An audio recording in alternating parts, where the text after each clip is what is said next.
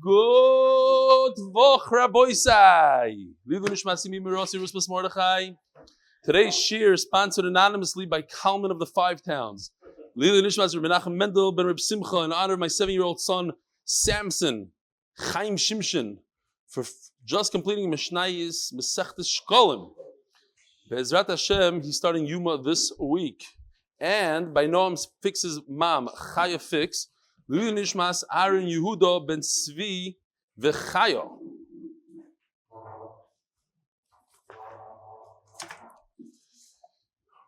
Dear Reb Eli, once again, thank you for giving the daily shir and making it interesting. Towards the bottom of today's daf, Nundala, the Gemara says, Nizgarsha Ka'amris, Hashem divorced us, so to speak, by the second Beis Hamikdash. I've heard that there are reasons why certain Agate Gemaras are in certain Masechtas. I heard that the reason why the Gemaras about the Churban are Masechtas Gitin, as Hashem, so to speak, divorced us and sent us out of Beis Hamikdash. I also want to thank Yosef Biliak. He'll probably take this part out. For the special effects during the shir, especially during your story today about the knife, have a good Shabbos, Moshe Rivkin. I happened to see that part. It was amazing. I don't know if you saw it.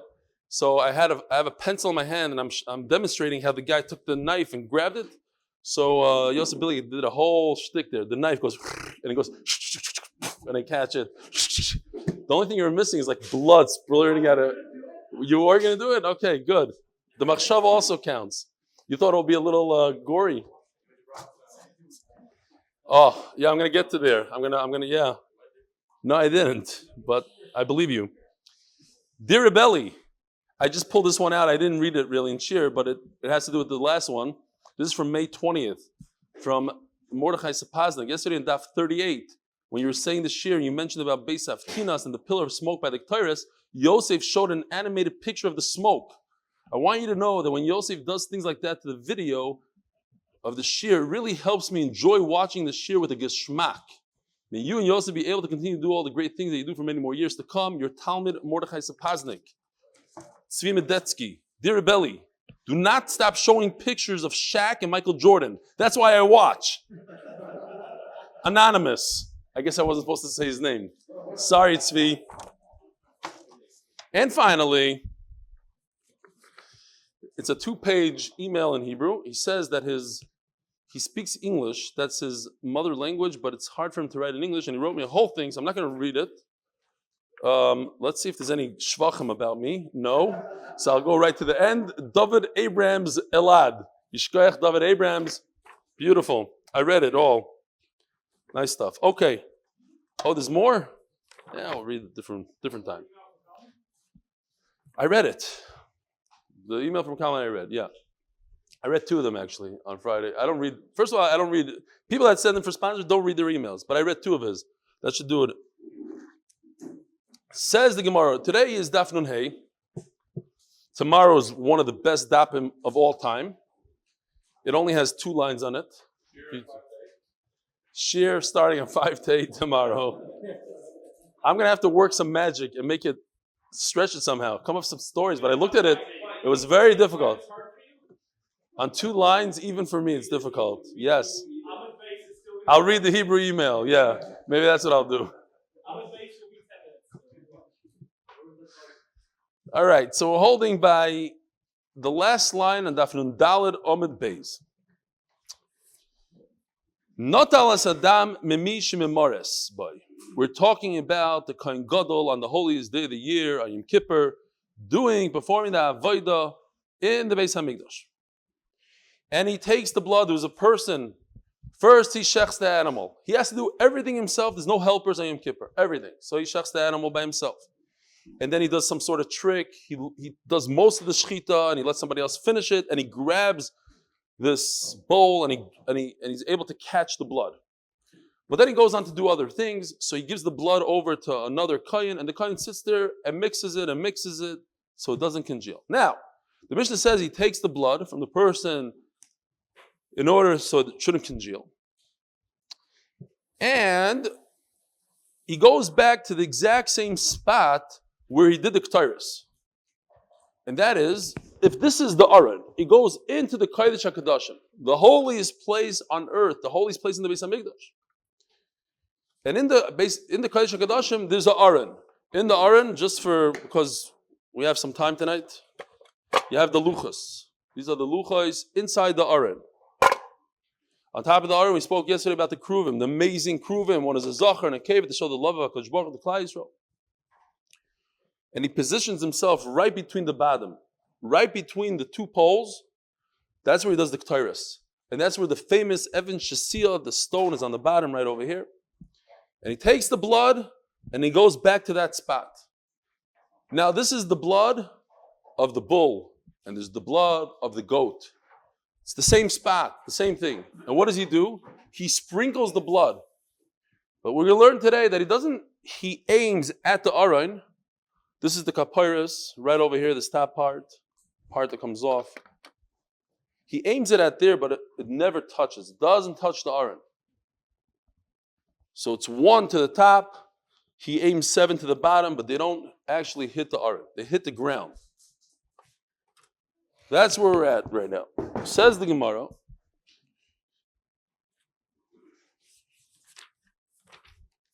Not as Adam and Mishynayos. He receives the blood from the man, the kohen who is mixing it. And he does something kimatzlif in Hebrew. Matzlif is a sharpshooter. My kimatzlif, what does it mean he sharpshoots the blood? Machvei Rav Yehuda, top of Daf Yomi Amud Aleph, kimenagdena, like Malchus. In other words, when Bezdin administers Malchus to somebody, they don't hit the person with the whip on the same spot. That could kill him. They'll injure him. So they start by his shoulders, and each one is 1 below. And you have to be good. It's like a sharpshooter. You have to get it exactly there, because if there's 39 Malchus, you got to get 39 in there nicely. So you start from the top and work your way down to the bottom. So too with the blood, you start. How you doing, Laser? Laser's up there. Psh, Givaldic. Okay. You start from over here, and you work your way. You keep on moving down. So if you see over here on the picture, there's supposed to be 8 drops of blood, 1 and then another 7. And they're perfect. Matzlif. Sharp shoots it to the Evan. This is the Evan Shasiya. This is the stone. You notice over here, there's no aron anymore, because the aron, as we explained, was nignaz. They hid it. Where did they hide it? Either inside the Beis Hamikdash or went to Bavel. It was no longer here, but the Evan Shasiya is there, and he threw the blood towards the Evan Shasiya, kimagdina, like Malchus. In other words, the blood didn't drip on the same spot. It's one after another. Tana. By the way, this Amma looks scary. I'm telling you right now, there's a lot of redundancy, and it's very, very simple. The idea is one. He doesn't hit the kapairos. He doesn't hit the aron. Elo keneged ovya shel kapairos. He aims it towards the thickness of the kapairos, meaning this part right over here, top tefach.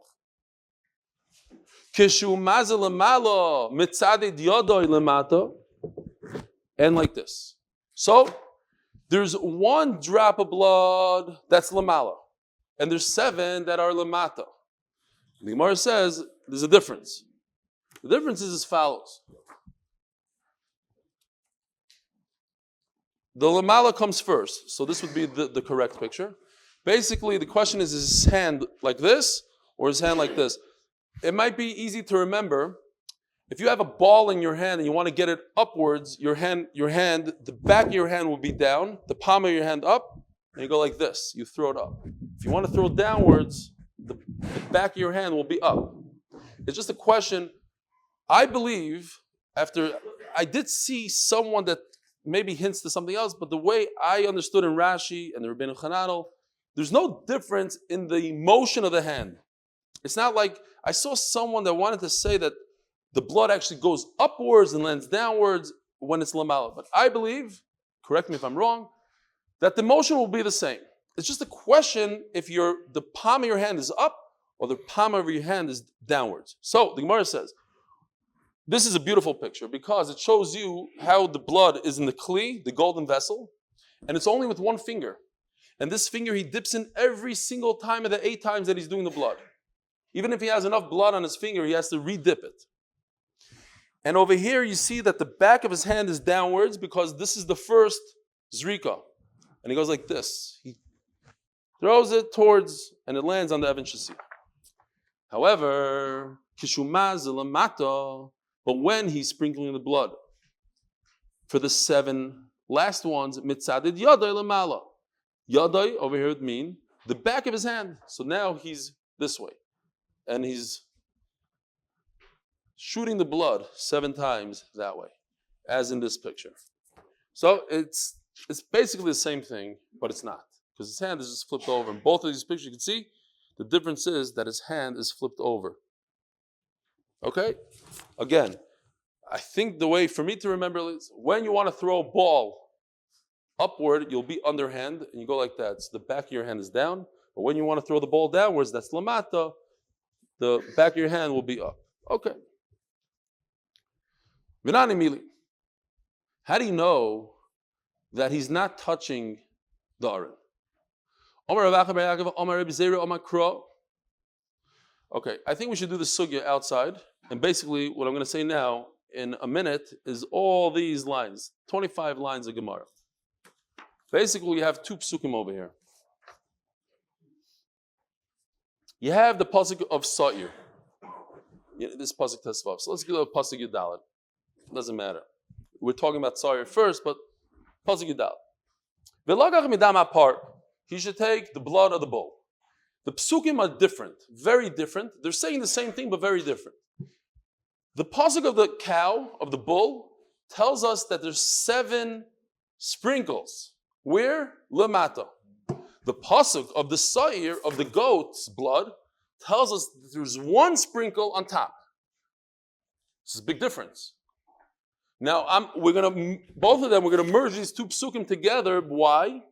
Because the pasuk says, Kasher osel adam apar, they're the same. The way you did it for the bull, that's the way you do it for the goat. I know 1 halacha from bull, I know 1 halacha from goat. I know that there's 1 hazah, 1 sprinkle on the top by the goat. I know there's 7 there's on the bottom, and we combine the 2. That's the whole Gemara, that's the whole Amud. Gemara repeats it over and over in different ways and slow, but that's the idea. Okay. Let's just see the psukim real quickly. You should take from the blood of the bull, and you should sprinkle with your finger, 1 finger, etzba. This is the etzba. On top of the kapoiros. What's on top of? This is on top of. Right over here. The Gemara is going to tell us it's not on top, because I learned from the goat that it's not on top. But alpnei, just the way you read it would seem like it's on top. Literally, put the blood on top. And then it goes on to say, V'lifnei hakapoiros. Yazeh sheva pamim. V'lifnei means in front of. So over here it says mefurish, it shouldn't be on top. It should be in front of. Shalom aleichem, how you doing? Both of you in the back. Now that you're together, I say shalom aleichem to both of you. Okay. Sheva pamim. 7 times. You don't have to stare at it and make him feel uncomfortable. I mean, come on. Sheva pamim. So it says before in the pasuk that in front of the mizbeach sheva pam. What does it say by the goat? By the goat, it says damai kasher asal l'dam apar. Whatever you do by the bull, do by the goat, and whatever you do by the goat, do by the bull. V'hiza oisai, and that means how many? How many hazahs? Oisai, oisai, singular, 1 hazah. So by the goat, it says 1 hazah. It doesn't say anything about sheva. Sheva is by the cow, by the bull. Etc. Okay, so those are 2 psukim. Huh? What do you mean 1 be both? Yeah. No. The continuation is what we do for the bull. The 7 of the bull, that's a different hazah. It's 1. It's broken down to 2 parts. There's 1 hazah on top, 7 on the bottom. The 1 hazah on top is oisai, that's 1. And then it continues. I didn't have room here for the pasuk. The continuation of the pasuk. It doesn't tell us how many, but it's a different hazah, and we know how many from the bull, and that's 7. But it's 2 separate hazahs. Says the Gemara. Okay, now let's see it all inside. Very, very simple. All this, all the way to like 2, 4, 6, 8, 10, 12 lines from the bottom. This whole thing. Omer Ebzero, Omer Kro, Vihiza. It says by the goat. Vihiza is soy, one, ala kapoiris, on top of the kapoiris, vilifnei kapoiris. Okay? Let's see what it says there. Vilifnei kapoiris. Yeah, no, that's the end of the pasuk. Sorry, that's the end of the pasuk, but that's what it means. Vilifnei kapoiris is like the par that we do 7. Says the Gemara. Lo yoymar lemata basar. It shouldn't even say that you're supposed to sprinkle the blood on the bottom. And on the bottom, we're going to see means 7. It shouldn't say it at all. Why? Because once I learn everything from the bull, and the bull has 7 on the bottom, so why should the Torah waste its time and say, oh, you have to sprinkle on the bottom by a goat? It says kasher also. Exactly the way you do by a bull, that's what you do by a goat. It shouldn't say anything. You don't need it. The Gomar mata the par, because I learn it out from the bull, because it says kasher also. Lama nemar. So why does it say it? La kushe al lilifnei, to make a hekesh. That they're both the same. There are 2 parts. There's the upper and the lower, but they're both very similar to where it's done. Don't tell me that al means literally on top of. There should be blood on this beautiful Aaron, on the holy Aaron, put blood. No, you put the blood on the floor. How do I know it? Because the first hazah and the 7 later ones are identical. Ma lifnei. What does lifnei mean? Lifnei for sure doesn't mean on top of. Lifnei means, in Hebrew, in Lashon Kodesh, lifnei means in front of. Before in English, but in front of, yeah? In front of. Ma lifnei de laval, it doesn't mean on top of. Af'al, so when the Torah says on top of, de laval, it's not the same. Why? Why should I say such a thing? Because it's extra. If then it wasn't extra, so why should I start playing games with the pasuk? The pasuk says on top of, and the pasuk says in front of, and they're 2 separate things. The 1 hazah is on top, and the 7 hazah is in front. But the pasuk didn't need to say it. Why? Because it should be identical to a bull. And when it's identical to the bull, I don't need any of the words. All the words are extra. So once words are extra, they come for a limud. And the limud is very simple. Don't understand the way you typically understand. Al means on top of. Al means in front of, like lefanov. Says the Gemara Adarabba. Who told you? Who told you what's extra? You have the same exact question by the bull. All the words are extra by a bull. So do the same drasha that you're doing, but instead of saying that the words are extra by a goat, say the words are extra by the bull. Why the words extra by a bull? Because it says in the pasuk that they are identical in the way you do the hazah. So you don't need any instructions by a bull. Just say, whatever you do by a goat, you do by a bull. To start telling me there's 7 by a bull, all those words are extra. And what's going to happen if I have a different drasha? I'm going to come out with a different outcome. If the drasha is by a goat, I have one outcome that there's no difference between above and they're both on the ground. But if I learn the drasha by a cow, by a bull, the drasha is going to be the opposite. That all the hazah should be on top of, literally. Again, the same words. That's what I'm saying. It's very redundant. All this is easy. Once we said it, these exact words.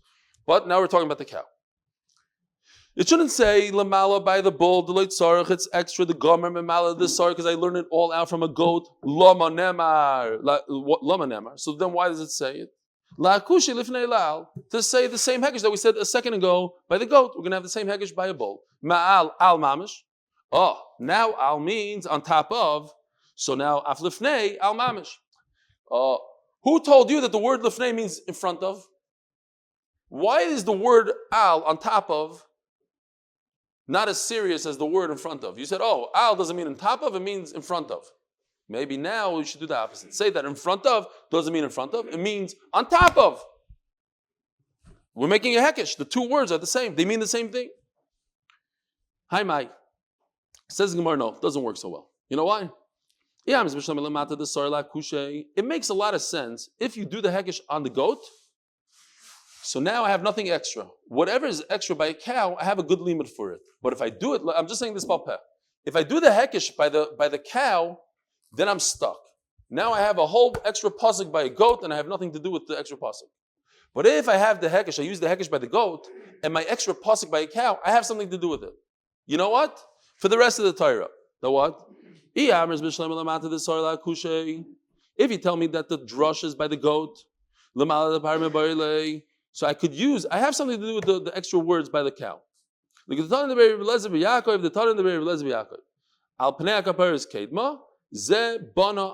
called the binyan av. I learned from the bull to all of the Torah. Any time it says the word penei, it means in front of. But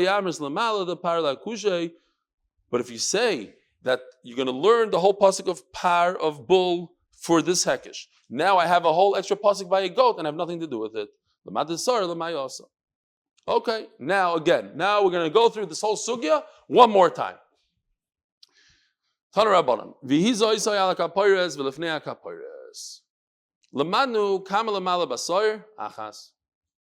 this word right over here, chazara, oisoi, the top hazah is 1. By the goat, it says 1. But I have no idea. Now the Gemara just explains it beautifully and elaborates on what we discussed. How many are on the bottom hazahs? Already done. Let me figure it out. By the cow, by the bull, keep on saying cow. Part to me is a cow, but it's a bull. By the bull, it says sheva. That's the bottom one.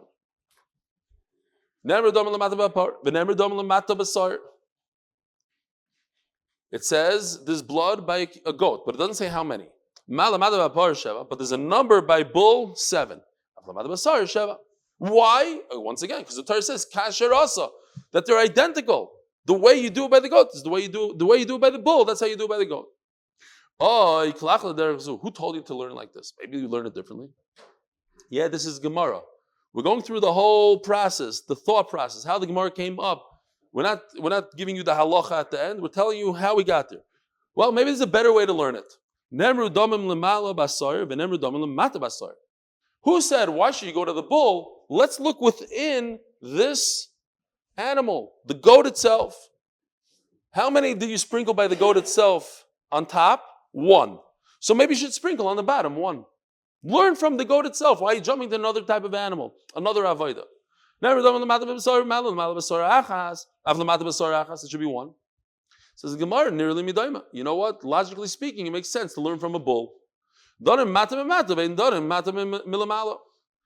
I rather learn the bottom hazah from a bottom hazah. We know that the bottom hazah by a bull is how many? 7. So 2 by a goat, it's 7. Maybe not. Maybe it's better to learn from within itself. But it says mafurish in the pasuk that the goat should be like a bull. Bekitzer, isn't this all redundant and easy? Just go to the end. It says in the pasuk, you should do the goat like you do the bull. And the bull, it says mafurish how many? 7. So do the goat, 7. There's so much arichos here. Why does it say it? Every part of the hazah should be identical to the bull. Just like the bull has 7. Oh, and now we're going to do this whole thing all over again to learn how many do you do by the bull on top. You can guess what it is, right? It says kasher also. Okay, fine. So let's do it again inside. We know that on the bottom we came to an agreement. Both the bull and the goat have 7 hazahs, 7 sprinkles of blood. I don't know how many on top. I've already done. If I want, I could start figuring this out logically. It says blood both by a goat and by a bull. It says mefurish in the pasuk. There's 1 sprinkle oisai, 1 by a goat. So I should learn the bull from a goat. No, maybe I have a better way. It It says by a bull you should do 7 on the bottom, but it doesn't say how many on the top. But it says you should sprinkle. Maybe I should learn from the bull itself. Bull on top should be equal to the bull on the bottom.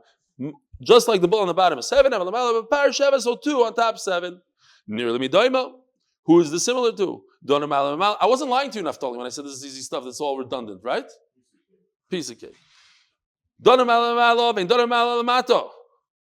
Maybe I should learn the top one from the top one. Who told you to learn from the bottom one? Bottom is 7. I agreed, 7. But maybe the top is different. Maybe I should learn from itself, and it should be 7, not 1. Finally, okay. I mean, in my sikum for the 8 minutes, it's going to say like this. It says in the pasuk Hasher also the dama part that the bull is identical to the goat, and just like this, it says 7 hazois on the bottom of the cow of the bull, so we have 7 hazois by the bottom of the goat, and just like it says there's 1 hazah by the goat on top, so there's 1 hazah by the bull on top. That's the whole sugya. It takes about 10 seconds. Do 30 lines. I really don't understand the whole arichas, but there is arichas, so we go for it. Huh? Tomorrow it's not redundant, but it's 2 lines. Yes. It's teaching us how we got to it, why we need the drasha, why we couldn't figure it out yourself. You're right. There is something here. Why do I need a pasuk? Says Hill. I don't need a pasuk. Figure it out yourself. Just like it's maybe I should learn from within itself. Itself I know is 7, so do on top 7. No, you can't do it. Kids, at the end of the day, I need a pasuk. Okay. Says the Gemara. Now he counts. It's very interesting. It's not enough to sprinkle the blood on the floor, but when he sprinkles, he has to call it out. He has to say it with his mouth, and we're all very familiar. Yom Kippur. We say these words. For me, it's going to be a first. I know everybody here, a bunch of Talmid Chachamim, they knew this beforehand, but for me, this Yom Kippur, I'm going to finally understand what it means. Achas, achas ve'achas. You want to sing it? Great. No? Achas v'sheva. Right? Something like that. Okay. But what's achas? Achas ve'achas. Eli, right? What does it mean? Achas. Shtayim. Shalosh. What's achas v'achas? If anything, it should be achas v'shtayim, achas v'shalosh. Okay, fine, but what's achas v'achas? So we already said. Now we understand what it means. There's the upper blood, that's achas. And then we start all over again. We do achas on the bottom, shtayim on the bottom, shalosh on the bottom, but we keep on mentioning the first sprinkle that we did on top. That's the achas. And then when we sprinkle again we say achas. The Sfaradim also do it like this, achas v'achas, they sing it on Yom Kippur, anybody? Sfaradi? Omrim achat v'achat? They do it, okay, that's the avodah in the Bet HaMikdash. We have the same Beis HaMikdash, Sfaradim Ashkenazim. I wanted to know if that's part of the Nusach HaTfilah. Okay? Huh? How do you know? You daven by the Sfaradim? But you know. He's saying that by the Sfaradim they do it 4 times and they do it correctly. We are off. We do it 3 times, we cheat a little bit.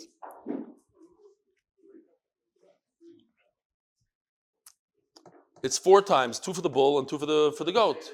You're right. So why don't we do 3? We don't know. Okay. I'm sure there's a reason. Now here it goes again. You thought that we had a lot of redundancy. Here it goes again. We're going to count out all the countings 1 for 1. It's going to be great. Talk about an achas. Achas v'achas. Achas v'shtayim. Achas v'shalosh. Achas v'arba. Achas v'chomesh. Achas v'sheish. Achas v'sheva. Divir meir. Now we're going to flip it around. Rabbi Yehуда Omer. Achas v'achas. So far we're good. Shtayim v'achas. Sholosh v'achas. We don't do it like that. We go like Rabbi Meir. That's how we paskin. You do achas v'shtayim. And he says shtayim v'achas. The question is, what comes first? Sholosh v'achas, arba v'achas, chomesh v'achas, shesh v'achas, sheva v'achas. V'loi pligi. There's 0 machloikas. Marki asrei u'marki asrei. It depends where you live. In other words, if you live in Germany, over there they say 55, 550, right? 390, 390, right? That's how they do the lower number, and then the higher number. That's how it was by Rabbi Yehuda. Bar Meir. Hold on, let me finish my sentence here. So in Rabbi Meir's neighborhood where he lived, they did it like us, 21. Achas, what? What? It is. Of course it is. Yes, it is. I speak Yiddish. 25. 25. Right. The 5 and 20. 5 and 20. So, Achaz v'shtayim. Fine. So that's how it is over here. By the way, where do we count like Rabbi Yehuda? Anybody? Very good. Omer. We do. Achaz v'shloishim. Yom. Shem. Whatever. Right? We do Shmoyne v'esrim. Shem arba shavuos. We don't do esrim v'shmoyne. Shmoyne v'esrim. Fine. What were you saying? Yeah.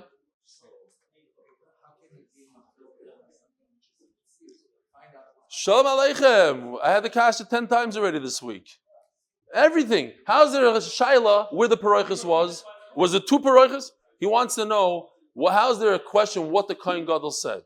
They were there. Here's the Mishnah. The people from the Mishnah were there. We have the question 20 times in this Masechta. There's a question where the paroichas is. Was it 1 paroichas, 2 paroichas? What do you mean? Rabbi Kiva doesn't know? You know, it's the oldest thing. So you could ask the shaila everywhere. Fine. So anyways, Sfira Sarim is like that. Now I just want to tell you, since we're here, and I don't know, I was all excited that I said a story that nobody heard before, the story with the knife, and then David comes over to me after the shir. He says, "Oh, Rachas Nun Hey, I promise you, Memhe. I don't even remember what he told me. Memhe. Okay, there's a little reason why he knows it because he juggles knives and he remembers that I said it in Memhe. So I'm going to say a story that I know for a fact I said it, but it's possible I said it last week. That I don't know if I said it. My memory is so shvach. But once we're here, it's story time. There was a guy, tell me when I said it, it's embarrassing because it might have been a month ago. Seriously. There's a guy from Chaim Berlin who's getting married in Belgium.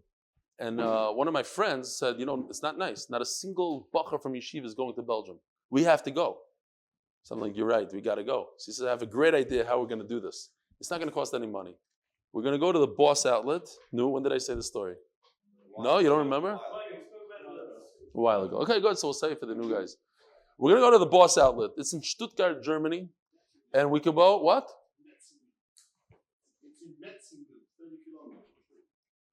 Oh, it's 30 kilometers from Stuttgart. You were there. But I know it's in Stuttgart, no? It's called a little near Stuttgart. So I don't know anything about Europe. He says, don't worry, we go to Belgium, it's in Germany, it's not a problem. And he found out that you could get boss suits there for $200. $200, so I went to this massive place in Manhattan. I forgot what it's called already. Back in, I don't know if it's around, it's like 5 stories of just Barney's. And they had a whole floor just of boss suits and maybe Giorgio Armani's. I don't remember, every floor is another company. It's a crazy place. I'm looking at the prices, $1,700, $2,000. So if you can buy a suit for $200, it's a tremendous amount of profit there. So I'm like, I don't know, I'm 18, 19 years old, a tremendous businessman. So I put up these signs in Mendelssohn's Pizza, Borough Park. Boss suits for $400. So people call me up, they're crazy, they want to buy a suit for $400. I say, yeah, but there's only one catch, you have to give me the money up front. So I need money to buy the ticket, you know what I'm saying? So no problem. One of the shaitim that fell for this is a good friend of mine, Moshe Schwab from North Miami Beach. And he's getting married. He needed a boss suit. Black. So he gives me $400. I write down, what's your size? 38. Great, 38. So I put down 38. Anyway, we get to Stuttgart and we didn't realize it's a mess. There's people in the parking lot, hundreds of cars.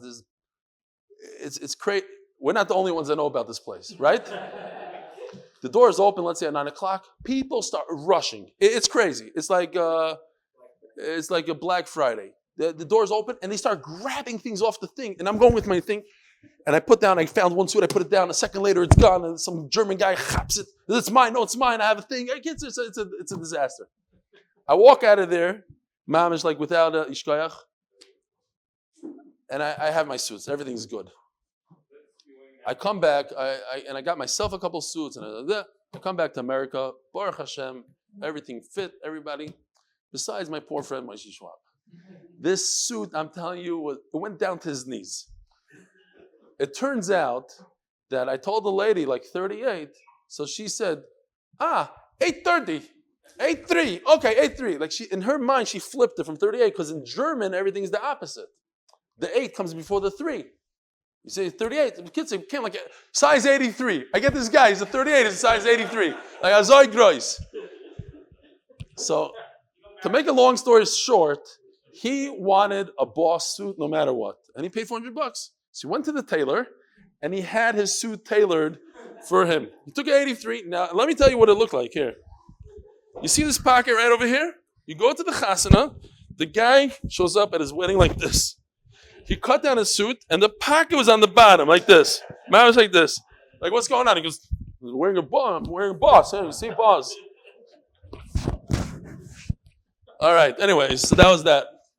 Sleeves she cut down like this. It was crazy.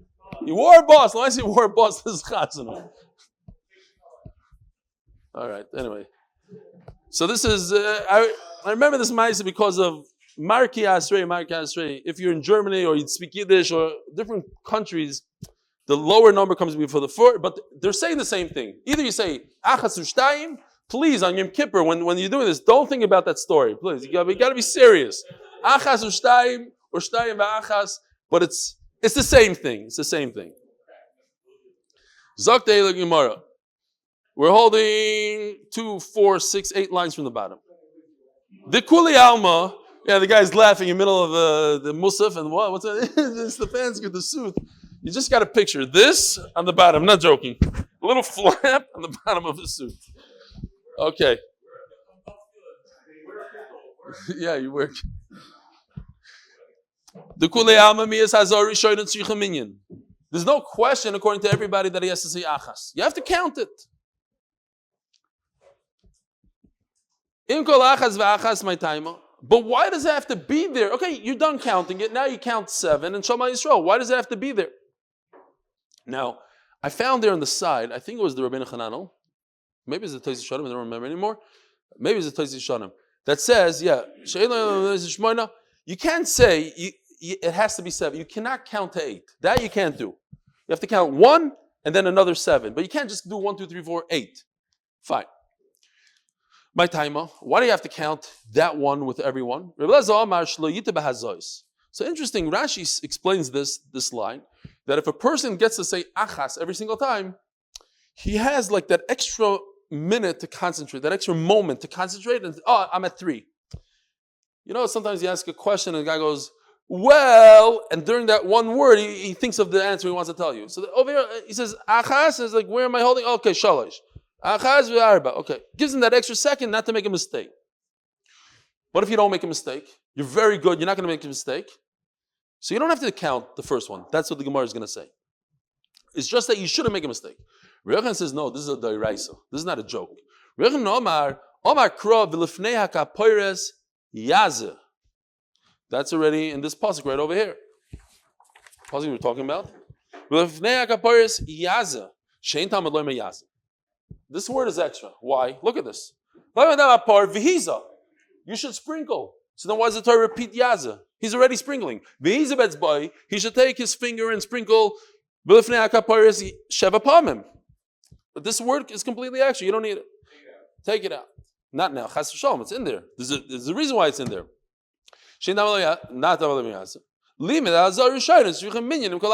It's saying you have to count it. That's what the word Yaz is coming to tell us. You must say it, not only say it, but say it 8 times. For every single time that you say the next counting, you have to count the first one. So what's the difference between the two answers?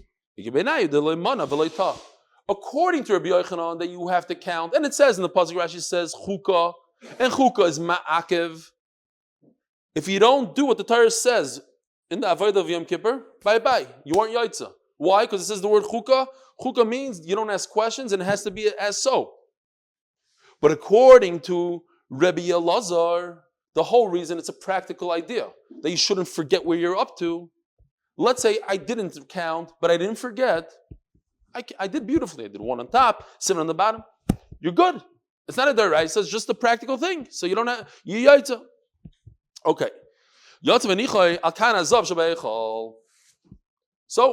Tanna Kama says, in the heichal, there are 2 stands like this, and on the stands, he would place the blood. As he was done, take the blood, put it nicely on the stand. First he put the bull's blood, then later on he did the goat, and he got the goat's blood, and he needed to switch off because he was doing the avodah with the blood of this one, the blood of that one, then he mixed the 2, right? Then he mixes the blood and the... Yehуда comes along and says, not true. There's only 1 stand. And the reason is, because I don't want you to get mixed up. You might mix the 2 types of blood. By the way, they look very differently. That's going to be a Gemara later on. Different color. Bull is much darker, much redder. There's a lot more blood in the bull. It's heavier. So it might be the same size kli, but it's full. The goat is a little... But you might get mixed up. So what you do is, you're constantly concentrating what you have in your hand. And when you want to put it down, you take this one and put down this one. You're not mixing anything up. If you have 2 of them in front of you, you might grab the wrong one. That's what Rabbi Yehuda says. So we go into a small sugya here. Rabbi Yehuda is according to his own shita that we're concerned that you're going to get mixed up. We're going to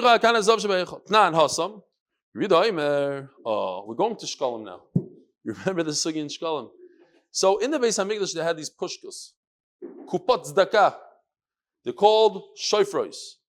They look like a shofar. Why? They look like a shofar because you put the money on the small end. Because even back then they had all these cheaters. They would put in like a shekel into the pushka, and with their hand grab all the money and put it in their pocket.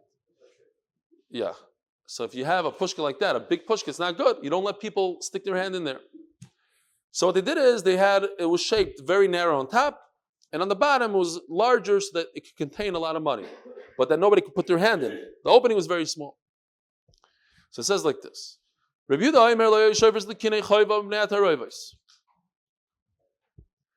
Here's a picture of what these shofars look like. It's from my Gemara, from my Zvahadar. They had the best picture on this.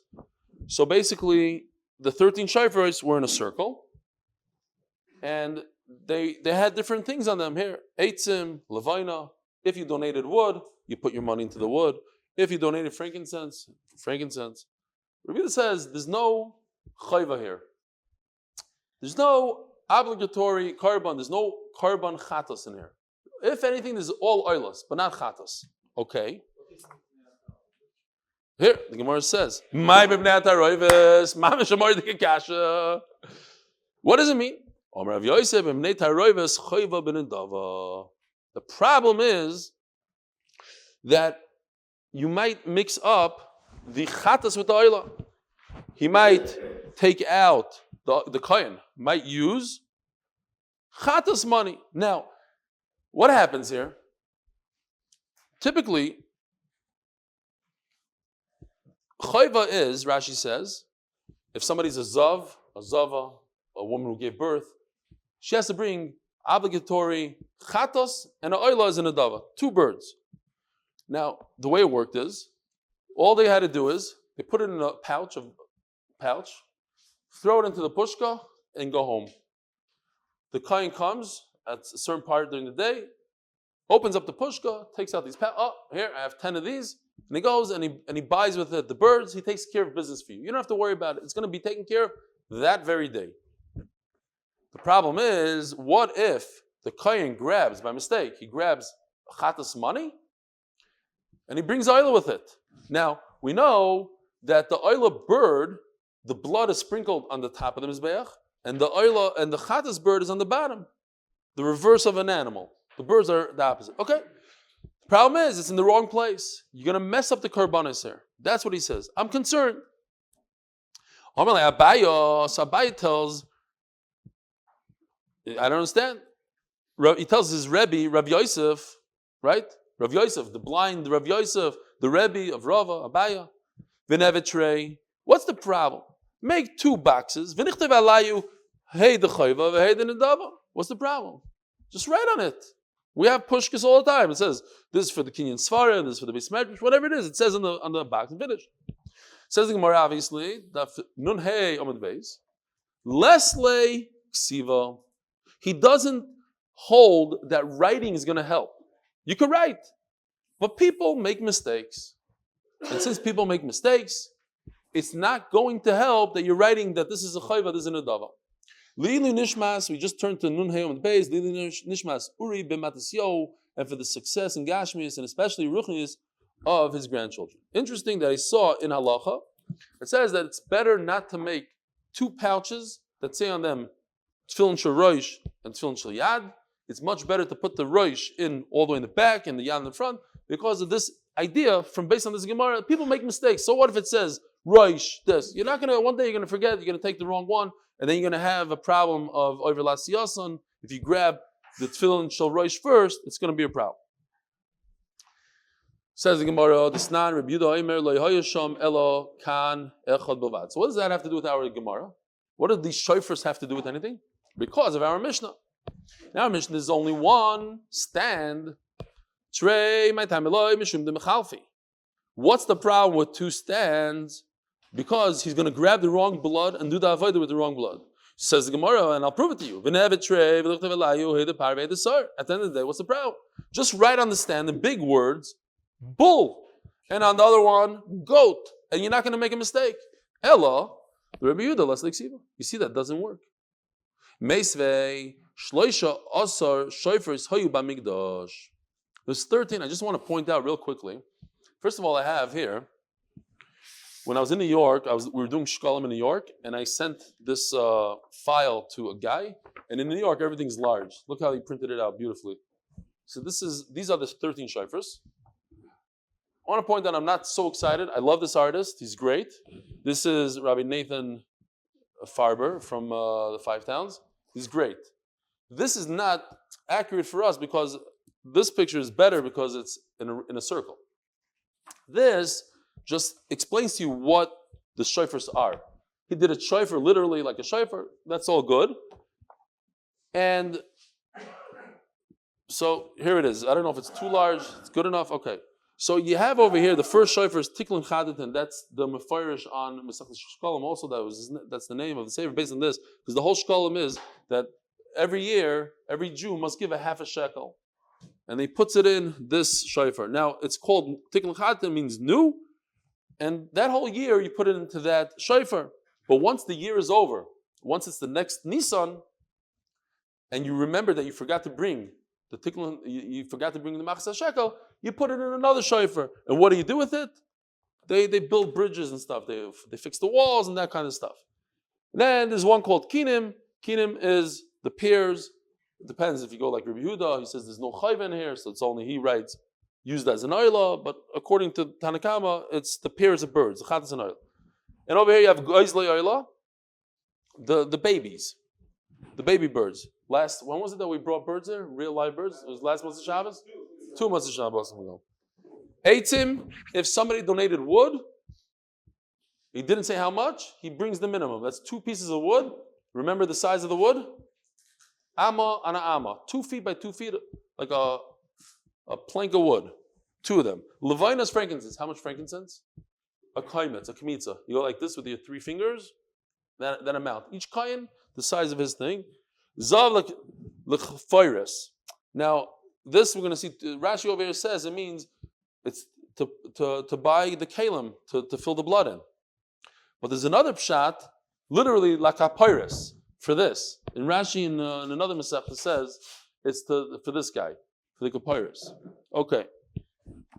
And then you have 6 times on Nadava, 6 shofros that are for Nadava, meaning when we had the Rashi a few days ago, Nadava always means Ketz HaMizbeach.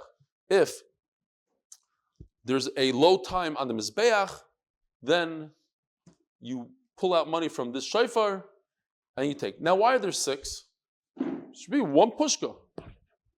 Huh? Anybody realize why?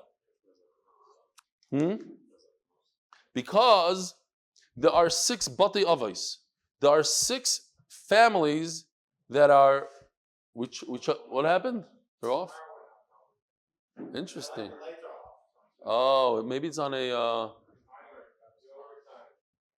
we're overtime.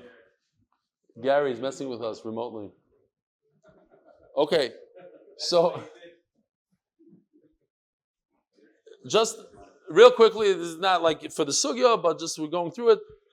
Every day there's 24 mishmaros, and each mishmar gets a week of to do the avodah in the Beis Hamikdash. And you take that mishmar, you divide it up into 6 days. Sunday, Monday, Tuesday, Wednesday through Friday. Shabbos is not counted. So when you're at that mishmar, you're on a Tuesday, and there's a low time on the mizbeach, you grab the pushka that belongs to Tuesday.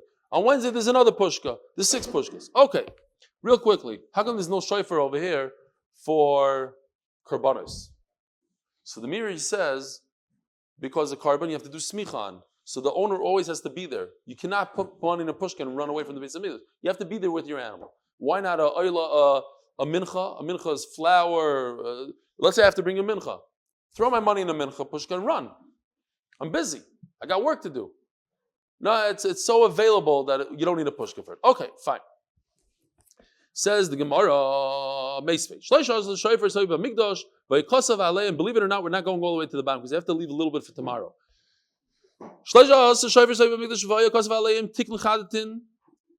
We went through this already. The new shekel, the new half a shekel. And if you missed the half a shekel from last year, you wake up, I forgot to do it, so you put it in that pushka. Vikinin and the pairs of birds, chatos and oila, v'goyz le'oila, and the baby birds, ve'etzim and wood, u'levayna and frankincense, v'zav lich feiros. Right? Not to be confused with kapairos. Lich feiros. And Rashi in Tmurah, Avchav Gimel says it means kapairos. It's the second Shana Rashi over there. V'shisha l'nedava for the 6 Batei Av.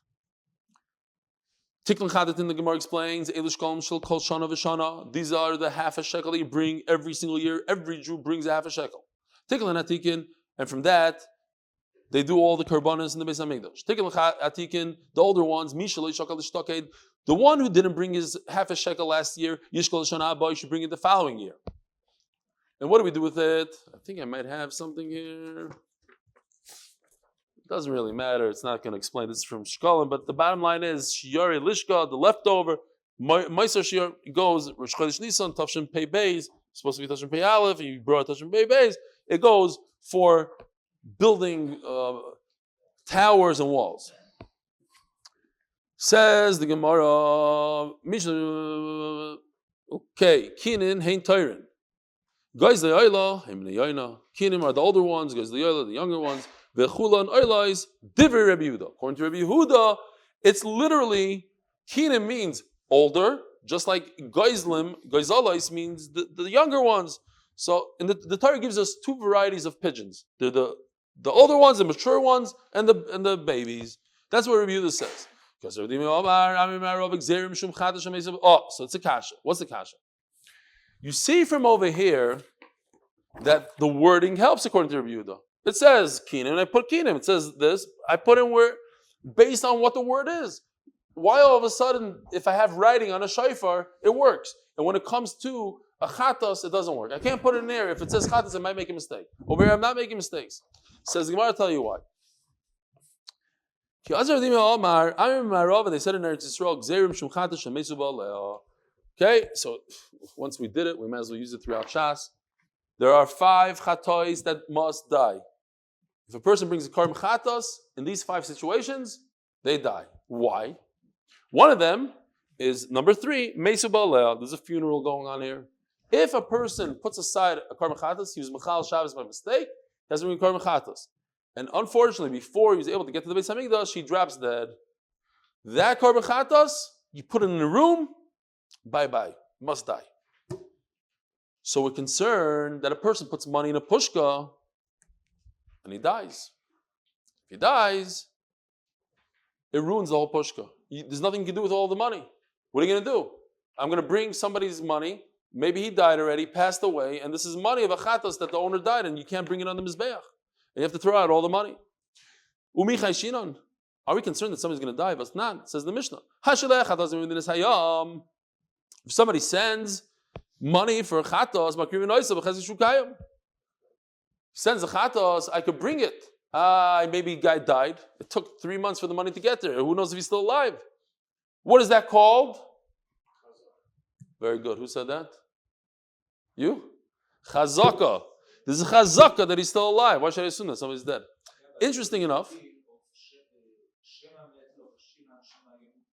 Yeah. Yeah, so that's what we're talking about here. That's the sugya basically, and you can look in Taisvas. It's just interesting that Taisvas points out. I hope there's nobody that's 70 years old there. That the statistics change when a person is older. You don't have a chazak anymore when you're what?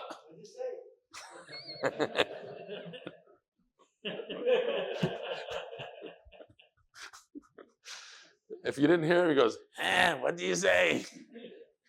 Very good. Okay, anyway, so I just thought it was interesting. Not everybody has a chazak. A guy's 99 years old, his stats change a little bit.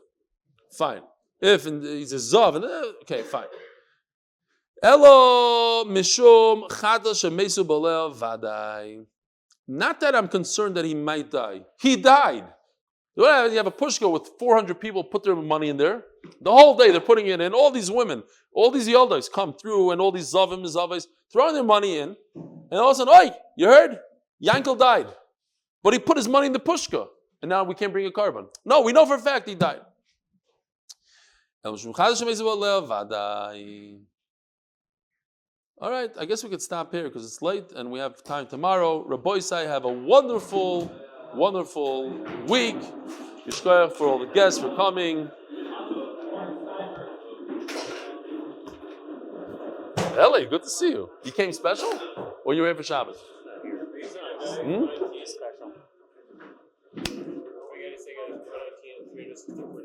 What? What do you say to a guy who's 119, 364 days? Have a good day. It's fine because it's backwards from here. If you say June 5th, it's 6-5. Right. But if you say Chamisha Yuni, it's 5-6. Right. That's why the date's back. They write the date backwards here in Oh, Israel. no, by the way, it's a shaila in a get. How do you write it? That's exactly the shaila. Don't write it back. Use the words. But no, you have to say the 25th day in whatever. I know, but write June. Don't say 6. If you say December, if you write the word December instead of 12, because there's no second. But in the get, the reason why they write the dates backwards here is because they say Chamisha Yuni. No, they don't write it backwards here. They write it backwards in America. all right, thanks for bringing them. I forgot to use it. I had 2 other ones. This is more to show that the Nadava, the last Nadava, is right next to Tikkun Chadatin. Go together. In this chart, it doesn't work at all. And then also, you can't see what they're doing. Right. I added this red arrow on Friday. What a waste of time. I didn't even use it. Thank you. Shabbat Tov. Shalom Aleichem. What's your name again? Where are you from? Originally Switzerland, so I'm still Deutsch. You know Stefansky's. I'm Stefansky's from Switzerland. Stefansky used to be a teacher at school. Really? One of my teachers. So where do you live now? Gimel, down where I live. Very nice. So you thinking about joining? I joined on YouTube. Wait, you watch live or later? Very nice. Later. Usually in the evenings. Huh? I did edit. What time is it? 7:15. I'm here now. Sim Kippur. It's Sim Kippur. A lot going on. All different experience being here. Lady, where's the Kegel? Who bought the Kegel? Why not? Who bought it? No, the Evan Shasi is only 3 fingers tall. This tall. Zilaya Gava. It was very wide. But it's only 3 fingers tall, this much. So you could go on it. Also, we said he might go this way. Over here's the Kapairis. The Paraichas, the Paraichas. And he pushes it a little bit and he goes in. Seda? Good kasha. What? Which story? Yeah? The boss suits. How did he not remember? How does this guy not remember the story? You remember the story? Is it a classic? There was We gotta reclass it. This one's much longer for sure. maybe 2 weeks when you brought the pictures. I wasn't alive, but I had to leave. I did not say 2 weeks ago. Did not say, no way. I'm saying it was 2-3 months ago, 4 months ago. I don't know when. It sounds very familiar. You don't remember me saying boss story? I remember Dude, the story. a long time ago?